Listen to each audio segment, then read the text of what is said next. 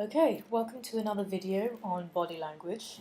Now remember, this isn't about targeting one person or their faults. This is not about lie detection either. It's focused on one individual to demonstrate certain patterns in human nonverbal behavior. And I could look at anybody, but usually I look at someone who is connected to something in the news. So right now, an ongoing international issue is the Syrian crisis and the UN negotiations around that. And the person we're focusing on here is the British Permanent Representative to the United Nations in New York, Sir Mike Lyall Grant. And one of his press speeches regarding Syria some time back, 2013, we're going to be specifically looking at this gentleman's voice pattern, hand gestures, and an intriguing occurrence towards the end of the video. First of all, I'd like you to have a quick look at the speech in its entirety. See if you can spot anything.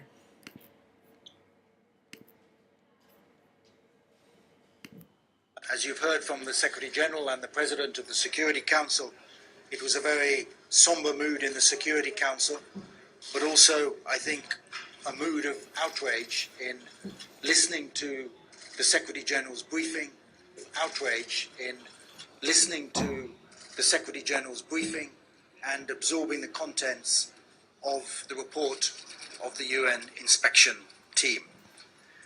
I think this report and the briefing puts an end, finally, to the debate on whether chemical weapons have been used. They have been used on a large scale on this one occasion. And the wealth of detail that you will find in the report, and in particular in the annexes, about the scale of the attack. To put it in perspective, just on those rocket samples that they were able to examine, they had a payload of a total of 350 litres, which is 35 times the amount that was used in the Tokyo subway. This was no cottage industry use of chemical weapons. The quality of the weapons used.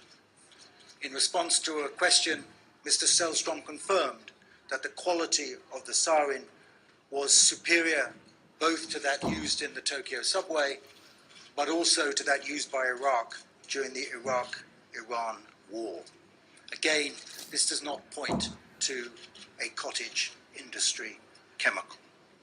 The type of munitions, the trajectories, which confirm the analysis that British experts have done about the provenance of where the rockets were fired from. All of that confirms, in our view, that there is no remaining doubt that it was the regime that used chemical weapons. Of course, our experts and other experts will need to go through those annexes in great detail. But I think even at first glance, it reinforces the view that the British government has held for a long time, that the regime was responsible. In our view, the Security Council must now shoulder its responsibility. The Secretary General asked us to do so. The United States and Russia have reached a framework agreement in Geneva over the weekend, which is a very significant step forward. The next step will be a decision by the Executive Committee of the OPCW, and we hope that that will take place in the coming days. And then we shall need, in the Security Council, to endorse both the framework agreement and the OPCW decision in a binding and enforceable Security Council resolution. And we are working on that with colleagues in the Security Council. And this resolution needs to enshrine the OPCW decision in legally binding form, because the OPCW does not have the ability to impose legally binding obligations. It needs to ensure that Syria fulfills its responsibility to surrender all its CW stocks to international community for destruction. And it needs to ensure that there will be serious consequences in the failure to comply with these arrangements. there needs to be accountability for crimes committed. And there needs to be, in our view, in the resolution, a renewed commitment from the Security Council to a political solution. At the end of the day, there will be no military solution. There needs to be a political solution to this Syria crisis. And I hope that as the Security Council comes together after many divisions over the last few years, in the wake of this terrible chemical weapons attack, it will sow the seeds for making progress also on that political track. Thank you very much. Now we have questions. Ambassador, can you do a Chapter 7 without the use of force so that there's some kind of obligation, mandatory obligation? Yes, there's a lot of misunderstanding perhaps about the use of Chapter 7. Chapter 7 includes a range of measures. Only one of those, which is Article 42 of Chapter 7, authorises the use of force. Articles 40 and 41 indeed expressly exclude the use of force. What Chapter 7 can do is impose legally binding obligations on other member states, and that can't be done under Chapter 6. So how do you reconcile, Ambassador, what you just said? You're saying that the regime in Damascus used these weapons and you're calling for accountability. At the same time, you're talking about an endorsement of the agreement in Geneva that has the government of Syria, the regime in Syria, party to that agreement. How are you reconciling both, the accountability and the punishment, together in the same resolution with asking that party to be with you at the table? If you notice, throughout his speech, he commonly uses a specific melody with his voice. A good demonstration of this is 2 minutes 30, which I'm going to show you now. I'm just going to start from here. Have a listen. To do so. The United States and Russia have reached a framework agreement in Geneva over the weekend, which is a very significant step forward. The next step will be a decision by the Executive Committee of the OPCW, and we hope that that will take place in the coming days. Yeah, so he stays at this kind of end of the notes, and then he slows down to the last two words. And he does this kind of cyclically over and over again. He starts at this note, and then he slows down until the last two words. This technique can be used to sound authoritative, as indeed he does, in my opinion, sound. And also, if you want to convey something of importance, you can emphasize the last two, and you can slow down and speed up and do wonderful things with your voice to kind of accentuate words and pull things back and bring things forward. His voice changes substantially at 4 minutes 41. Now this is just a couple of minutes after that, which is extraordinary, in my opinion, how much his voice changes.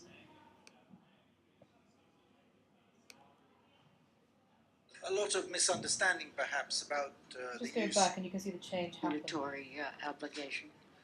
Yes, there's a lot of misunderstanding, perhaps, about the use of Chapter 7. Listen to the notes here compared to there. Possible Security Council resolution. To me, there's a substantial difference in the one is much higher than the other one. Now you could be saying this is a rehearsed speech right here, and the other one is a more informal question and answer period, so that's why his voice is changing. But we'll go into detail how the question about Chapter 7 seems to create a little bit of stress in his voice. It's a lot higher, there's a slightly cracking quality over the question, but it gives you an indication that there might be a source of stress there, because after he finishes talking about what, he goes back to his favourite melody, staying on the same note and then gradually slowing down until the last two notes. Notice how the quality of his voice is very different when he is responding to the question at 4:41. Right, hands. Okay, hand gestures. This gentleman does something interesting with his hands. He predominantly uses two hand gestures. One is a cyclical movement, and another is touching the thumb with the rest of the four fingers to create kind of the shape of a head of a snake or the head of a bird. and he pushes that hand forward for emphasis. This is a variation of what some body language specialists regard as a gesture that portrays power or confidence. If you look at footage of Obama's first election campaign, he uses it quite often. The gesture is often called the pointer, and depending on the human, you get different variations. There are instances where this gentleman uses the cyclical gestures, and you will find that he has, consciously or unconsciously, linked that gesture to positive sentiment. He uses it when he talks about progress, confirmation, support. So first of all, let's have a couple of examples. 051. Watch out for the cyclical hand gesture on his right hand. Is that British experts have done about the provenance of where the rockets were fired from. All of that Another one. confirms, in our view, that there is no remaining doubt that it was the regime that used chemical weapons. Of course, our experts and other experts will need to go through those annexes. Just go back and see that again. There's one word which he uses which I want to see. Cottage industry chemical. The type of munitions, the trajectories which confirm the analysis. Confirm. Did you see the tiny little wave there on the word confirm? Then there's a 454, which I'm going to look at now.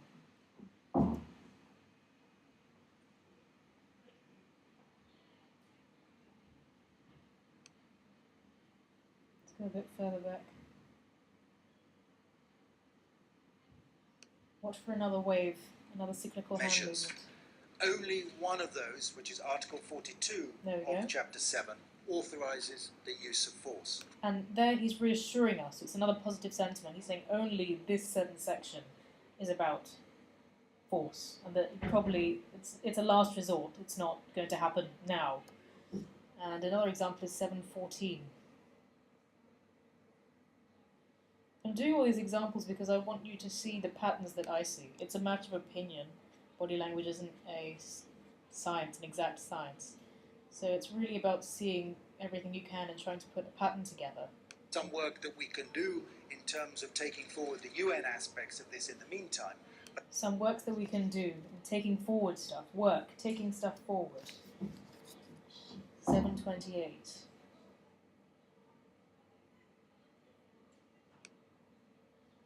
PCW decision, because after all, the main purpose of this resolution is to endorse and support that OP. Endorse and support. Now, as I said, not an exact science, but he does use that cyclical hand movement a lot with positive sentiment. Now, there are some examples where he talks about something that isn't particularly positive or negative, like 105 or 639, but overall there is a pattern that emerges with a link between positive sentiment and the cyclical hand gestures in this 7-minute clip. Here are instances where he uses the pointer. There's 553. Where are you, 553? There you go. Watch for the pointer. And Russia. But, of course, a top There it is. priority now. Did you see it? Did you see it? It was at the bottom. Look at the left hand. But, of course, a top priority. Bingo. Top priority. That's his top priority. He's using it with force to highlight what's really important. He's looking at when I look at a couple of his other speeches given by him, this individual seems to use this gesture in a very specific way. For example, in a speech he gives at the Royal United Services Institute. It was published on YouTube in 2012. It's quite old, but it shows that he seems to use this, although in this clip he uses it once, very forcefully, top priority. He does use it a couple of times in the other clip, which I'll show you. That indicates to me that this gesture is used a lot by him to mean something important, something of force. 12:13, let's have a look.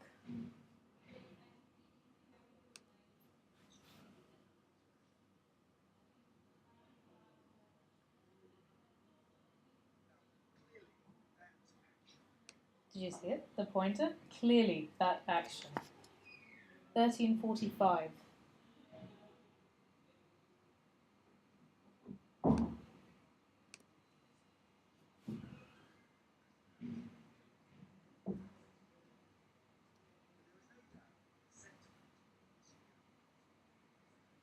in the Security Council. There is no doubt that in the Security Council. Again, it's no doubt. 1820.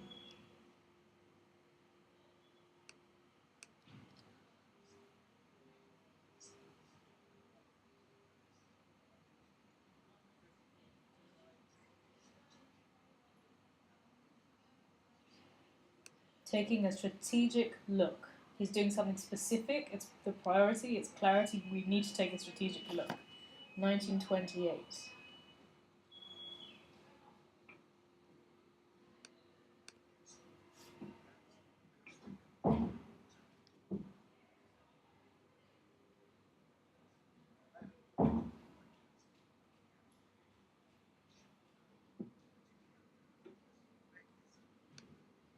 Did you see it?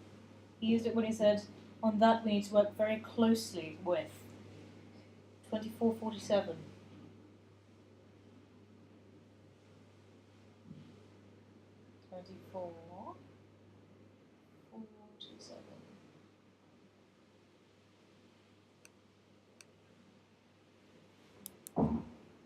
This is a nice one.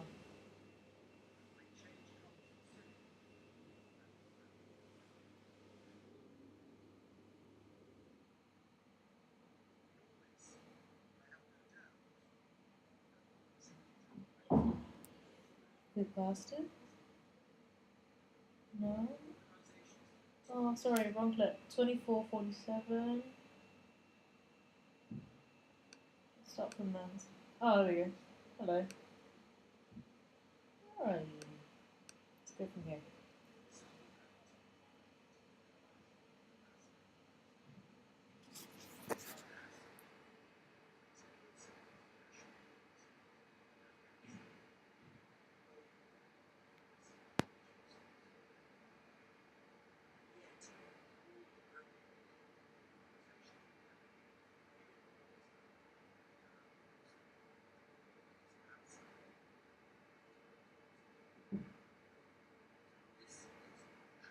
This is a crucial. Can you see how he uses it? He uses it very nicely there. He synchronizes it with his words as well. So, he seems to have, now there always are times when he uses the pointer which doesn't fit with his pattern of using it to, look at the words he uses the pointer with: priority, action, no doubt, strategic look, working closely, crucial issue. It seems to be a hand gesture which he links with force, with authority. But there are instances which don't fit this pattern, like 2038 and 2040 in this video, for example. But again, generally, a pattern emerges.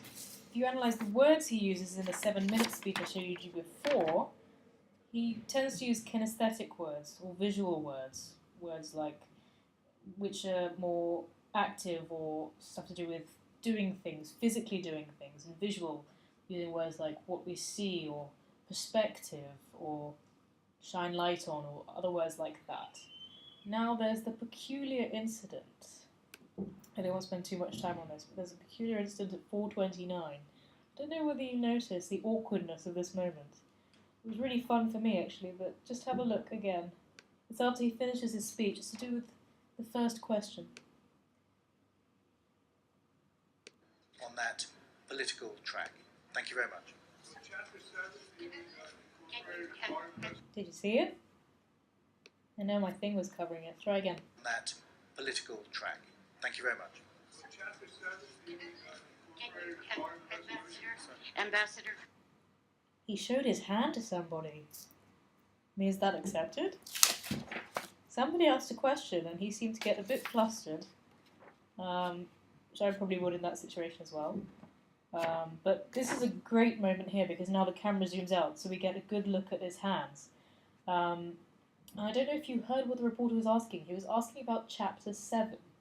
Now, I'm not a walking dictionary, I don't know everything about the UN Charter and things like that, but this video was published by Mary Greeley on the... what's the date? I think it was the 16th of July. Or the 15th of July. Wait. Yeah, he made this on the 16th of September. The background of this Chapter 7 issue in Russia is, for example, on July 16th, the Russian ambassador Churkin said that Chapter 7 was absolutely unacceptable to us. and China expressed objection to Chapter 7 as well. And the UK seemed at the time to be, they wanted something to do with Chapter 7. And in July there ended up to be 2 drafts of the resolution, a UK one and a Russian one. That's how bad the objections were. And this speech was published on September 16th. So I'm going to assume that the speech was published on the day it was made. And if you look at Reuters, September the 17th, the day after, Reuters reports that the UN Security Council resolution to support that plan to destroy Syria's chemical weapons won't refer to Chapter 7 of the UN Charter. So obviously there's an issue or an area of tension here about Chapter 7. And I don't know if you heard, but the reporter who he seemed to show his hand to was asking a question about Chapter 7. Now, unfortunately, or perhaps fortunately for him, the American reporter asks him the same question, or a question about Chapter 7. But his eyes start to widen, his lips kind of draw in a bit. He opens his mouth a couple of times, which hasn't been happening there before, just opens it. There's no reason for it to be open, it's just open, and it opens and closes, and then opens and closes a final time. This sort of unexpected, if you look at his facial expression, he doesn't really know what to do. And it's the first time we've seen him like that, in this video anyway. And something really flusters him about either the man who's asking the question, or the question itself, or that perhaps the man asked the question so quickly after he finished his speech. I don't have an explanation for it, but I thought his body language changed substantially throughout this question. 429, just have a look again.